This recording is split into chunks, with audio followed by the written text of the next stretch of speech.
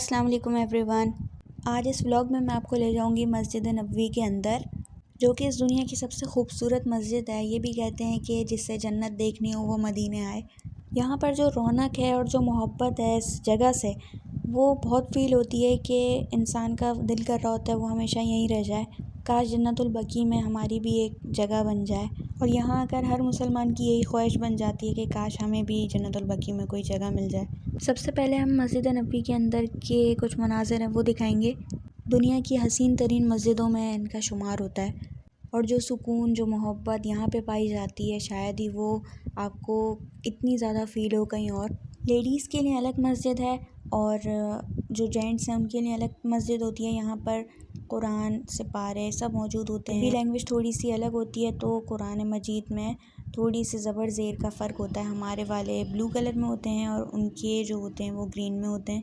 तो कलर ज़रूर देख के बैठा करें कि कौन सा हम कलर पिक कर रहे हैं। वहाँ पर आब ज़मज़म यहाँ जगह जगह मौजूद होता है। कूलर बनाए हुए हैं, उनमें आब ज़मज़म मौजूद होता है। जिसको जितना पीना हो वो पी सकता है। माशाल्लाह यहाँ पर लोग नमाज से पहले ही हाज़िर हो जाते हैं, और ख़वातीन की मस्जिद हो चाहे वो मर्द हज़रात की हो, दोनों जगह ही जो है पूरी फुल हो जाती है मस्जिद। तो बाहर की जो एरिया है जहाँ पर छत खुलती और बंद होती है, वहाँ पर लोग नमाज़ पढ़ते हैं। इस जगह पर नमाज पढ़ी जाती है। जो लोग लेट हो जाते हैं, काफ़ी देर में आते हैं, तो ये भी मस्जिद का हिस्सा, लेकिन ये बाहर की साइड है। तो हम असर में आते थे यहाँ पर तो फुल था माशाल्लाह। तो हमने बाहर पढ़ी नमाज़। उसके बाद हमने वेट किया कि अगर कोई जा रहा है बाहर तो शायद हमें अंदर जाने का मौका मिल जाए। फिर हम अंदर गए। उसके बाद हमने जो है कुरान पढ़ना था, और जो भी हमने तस्बीहात पढ़नी थी वो सब हमने पढ़ी। फिर मगरिब की अज़ान हुई, फिर हमने उसके बाद नमाज़ पढ़ी, और फिर हम वहीं बैठे रहे। इशा पढ़कर वापस हम होटल में आए। और यही सबसे अच्छा टाइम है कि आप असर में जाएं, असर से मगरिब वहीं पे गुजारें और फिर इशा पढ़कर वापस आएँ।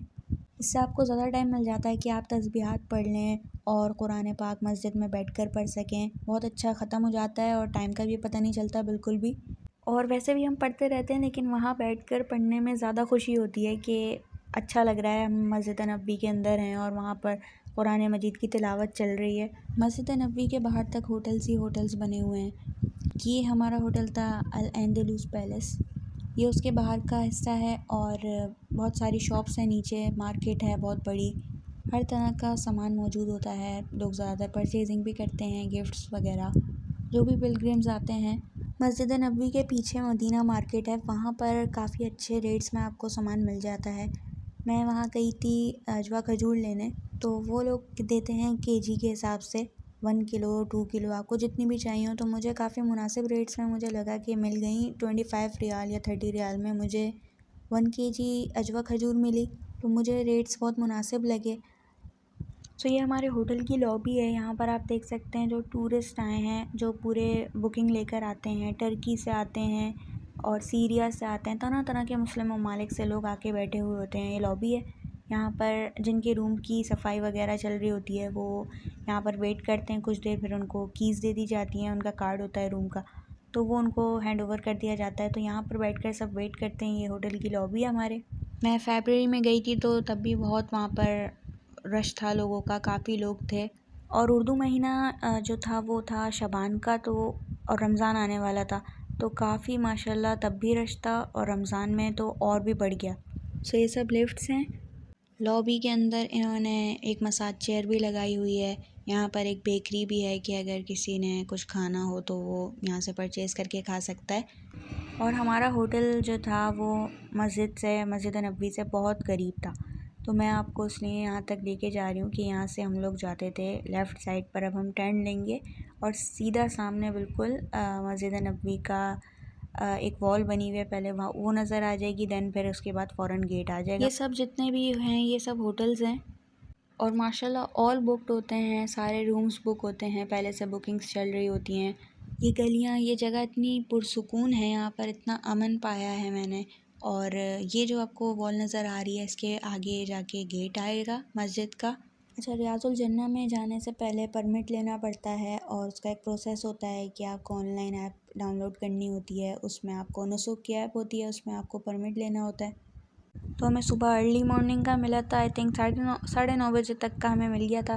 फिर हम लोग रियाजुल जन्ना में गए, बट मैं वहाँ कोई वीडियो नहीं बनाई मैंने। उस टाइम मेरी खुशी इतनी थी कि शायद मुझसे मोबाइल नहीं पकड़ा जाता, और मैं बहुत खुश थी कि मैं वहाँ जा रही हूँ। और वो बहुत लिमिटेड टाइम होता है कि आप जो है अपनी नमाज़ पढ़ें, जो भी आपने अल्लाह ताला से दुआ मांगनी है आप वो मांगें। तो बनानी भी नहीं चाहिए, आपका टाइम वेस्ट होगा, क्यों आप वीडियो बनाकर वो जब टाइम वेस्ट करें, क्योंकि बहुत लिमिटेड टाइम होता है। आई थिंक वो आपको 20 मिनट देते हैं नमाज़ पढ़ने के और अंदर जाने में। तो अच्छा यही है कि वक्त का सही इस्तेमाल किया जाए और नमाज में ध्यान लगाया जाए। सो अब हम अपने होटल में वापस आ गए थे और हमारे जाने के दिन भी करीब आ रहे थे। जब हम मक्का में थे तो हमारा वहाँ से आने का दिल नहीं कर रहा था, जब हम मदीने आए तो हमारा यहाँ से भी आने का दिल नहीं कर रहा था। तो ये जगहें ऐसी हैं कि यहाँ पर इंसान बोलता है कि अगर हम इस ज़मीन पर आ गए तो अब हम वापस ना जाएं। मक्का में आपको खाना आसानी से मिल जाता है, काफ़ी सारे रेस्टोरेंट्स हैं इब्राहिम खलील रोड पर, बट मदीने में हमें थोड़ी मुश्किल हुई। कोई रेस्टोरेंट इतना मिल नहीं रहा था। असल में हम पाकिस्तानी खाना ढूंढ रहे थे, जो कोई पाकिस्तानी रेस्टोरेंट हो, तो वहाँ पर तो था मक्का में, लेकिन यहाँ पर हमें नहीं मिला।